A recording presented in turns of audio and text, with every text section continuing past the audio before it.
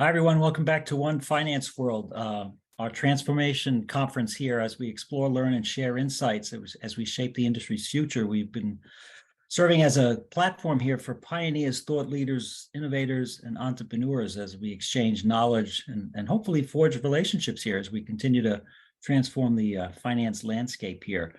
Well, we are in Triple Crown season here, if you're a horse racing fan.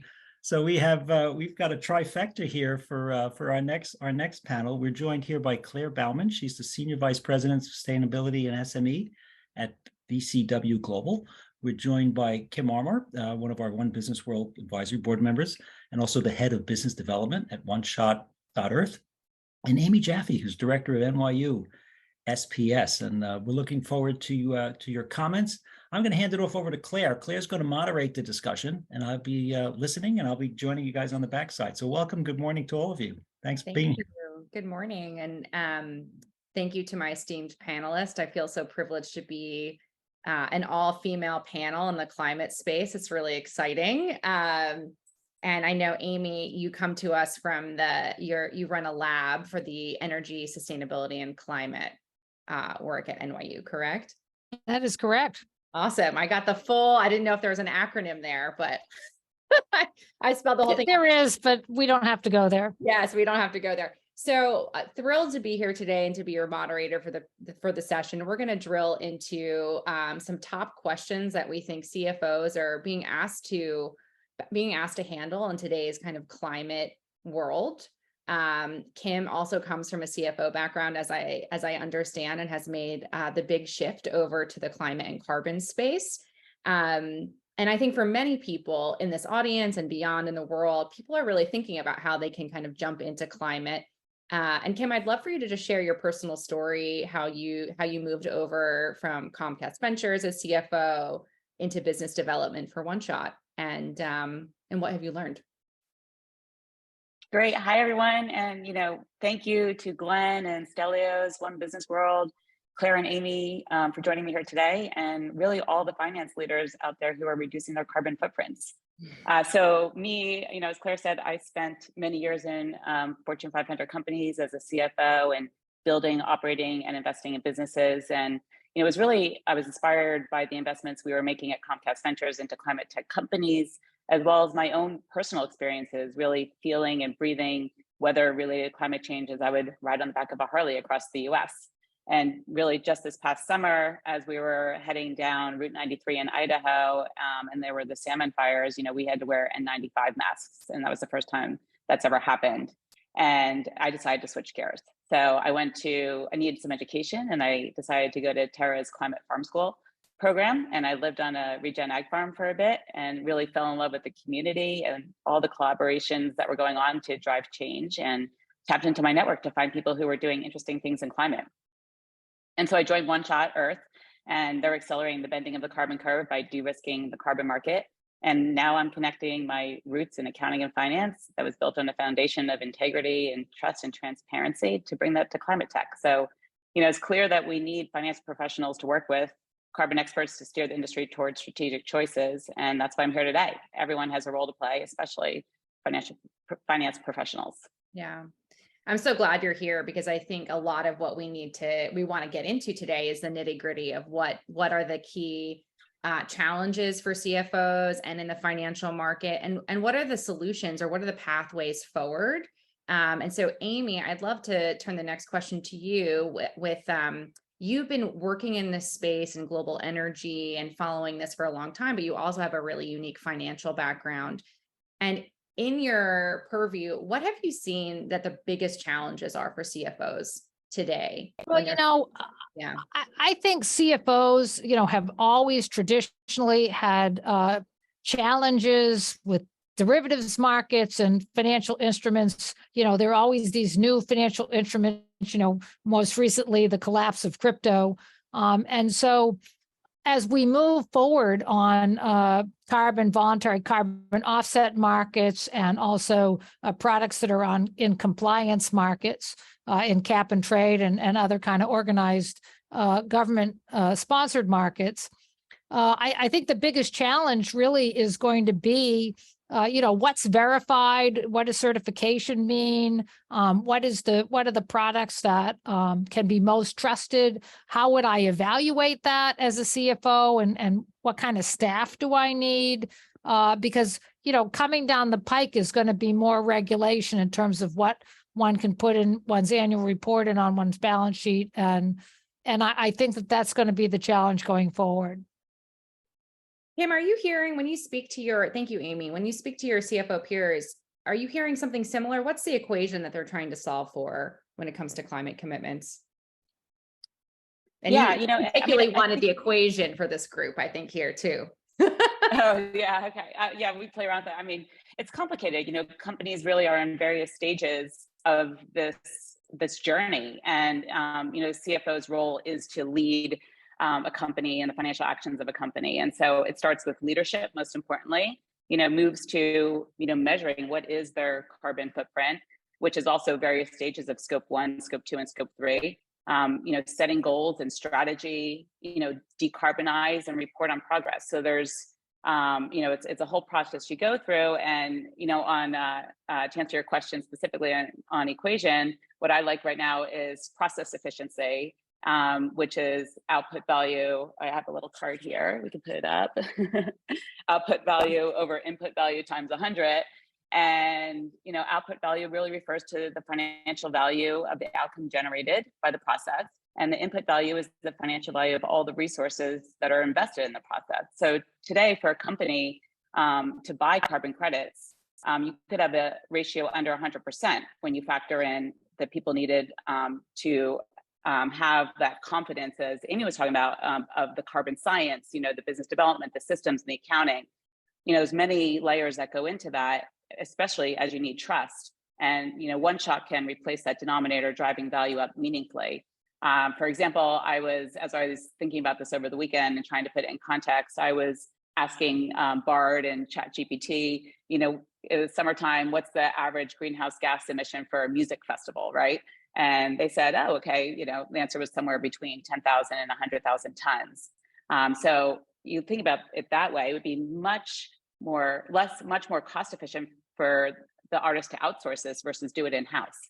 So, Taylor Swift, we have some carbon credits for you. I love it. I think this is the first panel I've ever been on where there's been like an equation put up on screen. So I hope people are solving for that right now.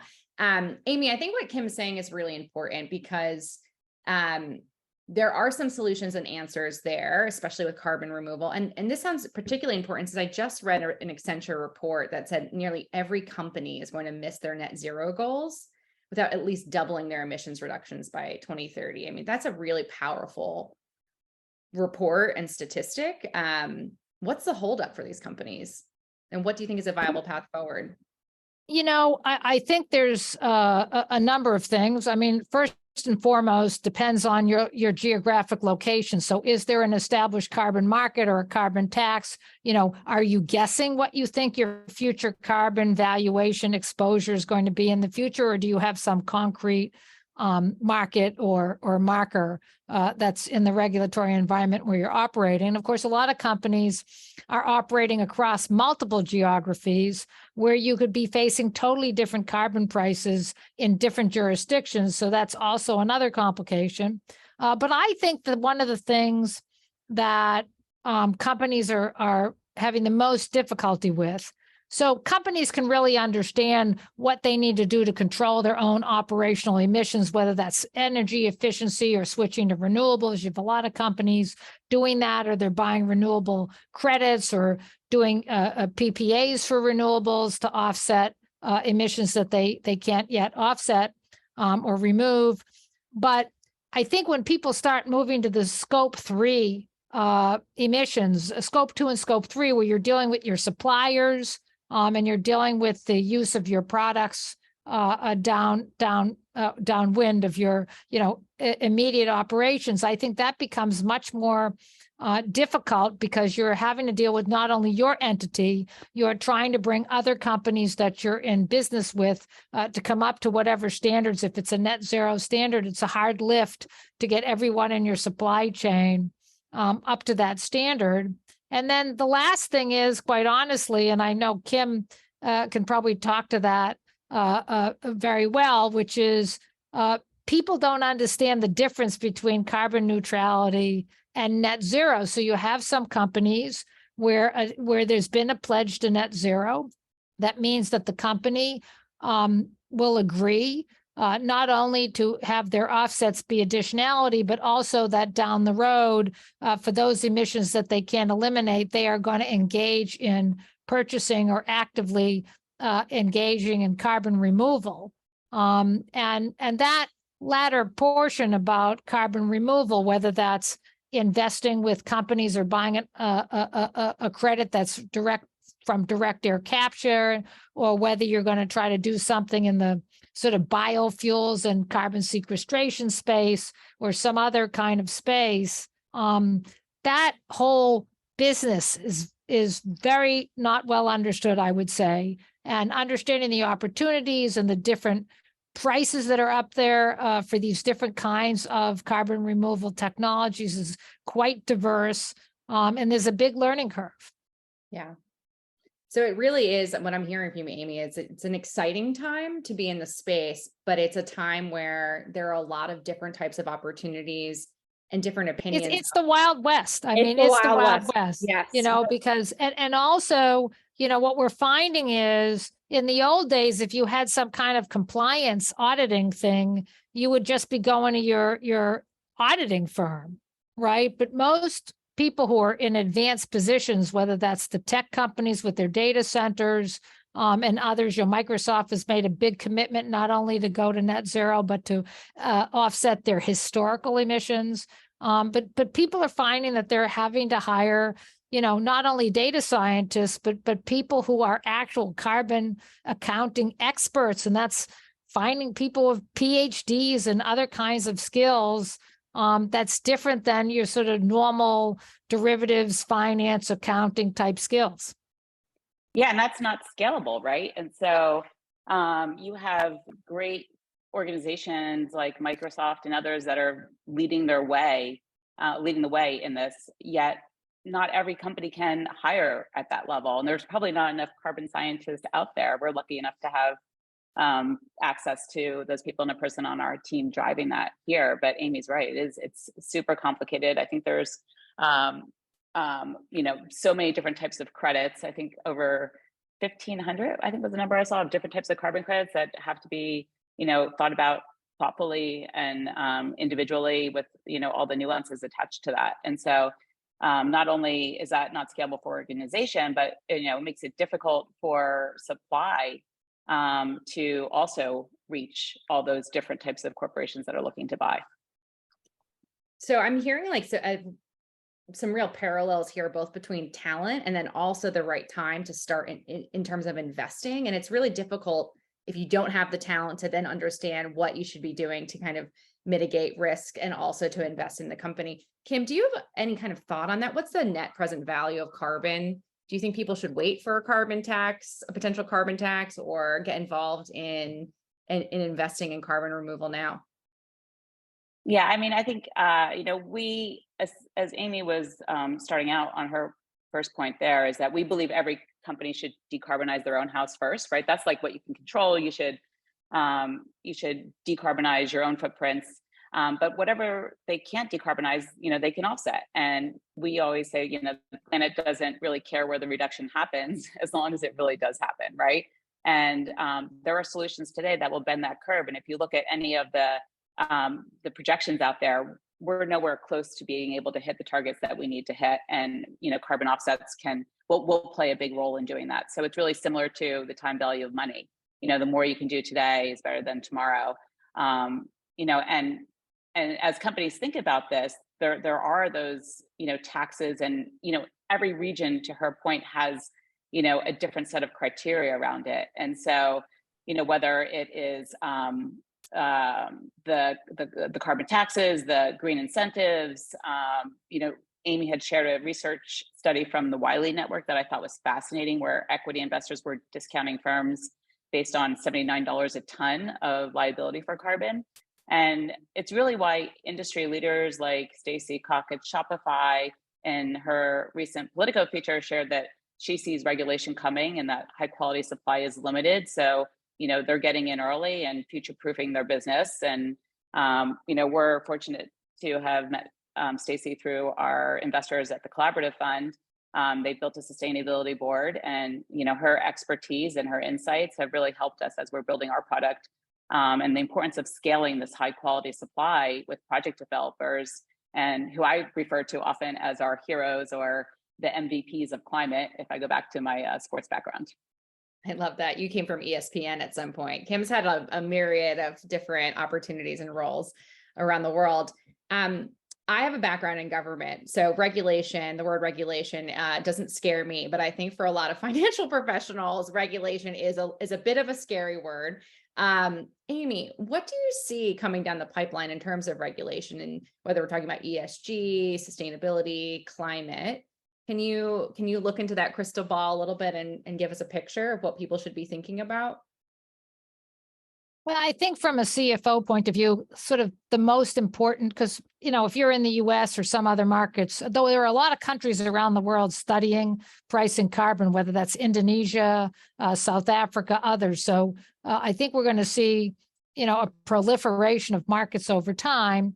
But I think the most pressing regulation that's coming, it's happening quickly in the EU, about to, I think, come in the United States from the SEC, is these tighter rules about disclosure and the accuracy of disclosure around carbon emissions and offsets and other kinds of things that companies might not quite have on their balance sheet, and might not have things down on their balance sheet as some kind of environmental liabilities.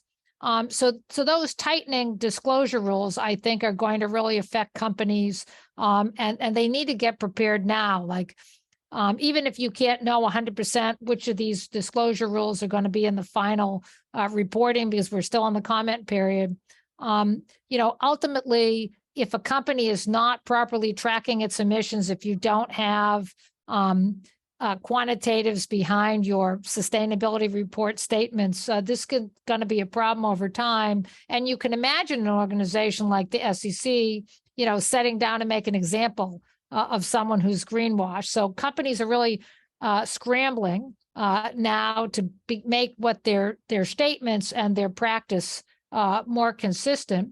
And the stock market hasn't quite rewarded companies that are rapidly decarbonizing in certain industries and high intensive carbon industries yet, but definitely companies that are known to have high greenhouse gas emissions overall perform less well in public equities than companies that are on the path and have declared their pathway to carbon neutrality or net zero. So it is really going to be an important performance metric going forward.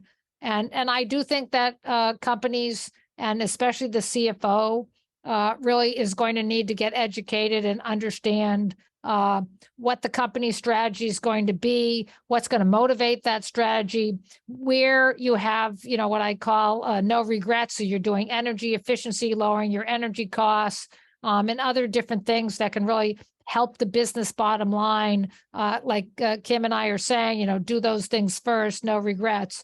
But definitely has to be a consistency between practice and disclosure. That's coming soon. And disclosure will drive comparisons too, I think. So, I mean, once all this information is made available, there's going to be comparisons on a company's valuation and their progress, and really moving pledges to progress is going to become more and more important. Kim, with your CFO or your former CFO hat on, what are a couple of things that people could do, our listeners today could do, to start moving on their emissions reductions, to start shoring up their balance sheets, thinking about regulation, and then the broader climate risk, depending on what type of company you work for, there are associated risks in the world with sea level rise and droughts and things like that you have to start accounting for. But what would you do? Yeah, I think, as I started earlier, I mean, you need a leadership position, you need to measure, you need to, put in place all of the criteria to be successful, and most importantly, decarbonize, and then continue to offset and continue to push forward solutions that are going to help reduce the warming curve. And that's really important, because the more we can do that now, the better we'll be in the future. And CFOs really are good at risk and opportunity analysis, and there is the other side of this equation, that this is going to be a huge industry. McKinsey estimated something like $105 trillion over 30 years is going to move. And it will create this opportunity for innovation that people can take advantage of. And CFOs really have the ability to shape that outcome. Their voice matters. They listen. They're rooted in trust, transparency, and integrity, which is really important for the voluntary carbon market, which is really going to help drive bend down this curve. And for me, I kind of look at it like training for a marathon, where you would start off with your typical pace of I did a half marathon, where you usually do 3 miles, you move up to 6, you move up to 9, you go 10. But you don't totally get there until but you build this this path, and then you have the stamina to move to your net zero strategy. And I think that's really important to think about. This is a journey, and there's so much we can do today. And if you keep building on that, come 2030 or 2035, we will be in a really good position to continue to push forward as other solutions scale up to be successful. Thanks, Kim. And I think I read that same article in Politico, Stacey Cox said just about future-proofing their business. That's why they're making these investments now. Amy, I understand that you're about to launch a new course at NYU for global climate finance. For those of us who aren't don't have the opportunity to take your class, are there 3 things that we could do if you're a CFO or in a financial background to get smart on climate finance? Well, I think the first thing I recommend is to understand the link between rising and mounting sovereign debt internationally and, sort of climate catastrophe. So if you think about the loss of GDP in Pakistan, the fact that that was already a country that had trouble paying off its sovereign debt. So when you're reading, Financial Times, Wall Street Journal, papers like that, you really want to be thinking about the connections between international debt and climate risk, whether that's physical climate risk or some other, transition risk to a particular kind of industry. So I think that first and foremost, just to sensitize yourself to the link between sovereign debt and climate change. But I think the second thing is a little more technical, but we did an exercise. I have my class due, and the data is available. So Notre Dame built this database called NDGAIN, GAIN, and it helps you understand who are the most vulnerable nations in terms of different kinds of risks. And then you could kind of like marry that together with your understanding of what nations are getting tapping UN finance and other kind of multilateral finance to assist them with climate mitigation and climate adaptation. And you can see there's this huge disconnect between where the money is being spent and where the most vulnerable people are. Even here in the United States, again, I know the Biden administration is trying to remedy some of that, but there's a huge disconnect between where investments are going in and what populations are most exposed. I find when I go in to help companies with their TCFD compliance, they're very focused on their low carbon. Absolutely. Well, we're probably any last concluding thoughts, Claire or Kim, or if Amy's. I would just say, is there an opportunity, I think, for Amy and Kim, maybe we'll post on LinkedIn with some resources from both of your sides to share some of these thoughts. So follow both of them on LinkedIn. And if there's anything on One Finance World, we'll be able to share some more resources. And Kim, any last thoughts to what Amy was saying before we sign off? Yeah, no, I mean, I'd love to take her class too. But, we're, currently engaging with leaders, creating partnerships. So would love to collaborate. So you can reach me at kim@oneshot.earth. Awesome. And I love that. So reach out to Kim at oneshot.earth. We'll put you in touch with Amy. We're going to follow you all on LinkedIn. And thank you very much for this time today. We're so delighted to be here. Great work, great conversation, great thoughts. I mean, when you think about, I mean, everybody knows math is hard, but who doesn't love flashcards, right? When you, I had my high school math teacher used to have us memorize the formulas, and if he could ask you anywhere on campus or even the grocery store, and if you didn't get it right, you had to go write the formula 50 times. So you always have to be careful. We're going to start flashing up GDP versus climate risk around the world. We'll go into that Notre Dame database. Absolutely. And we know, I would say that conversation is going to be front and center at COP28 this year. So a lot of moving parts, though, for sure. And, you know, disclosure probably will be the great equalizer. Get here. And I know this SEC rule proposal, I think it's the most commented upon proposal in history. So there's a lot of people out there talking about this. But great discussion today. Thank you, Claire, for moderating. Kim, thank you. We thank Amy. Great comments, great thoughts on where we're going and the people that may be needed in the finance function. So wonderful work today. Thank you all. Thank you. Thanks so much. See you next time. Thank you, everybody. Bye.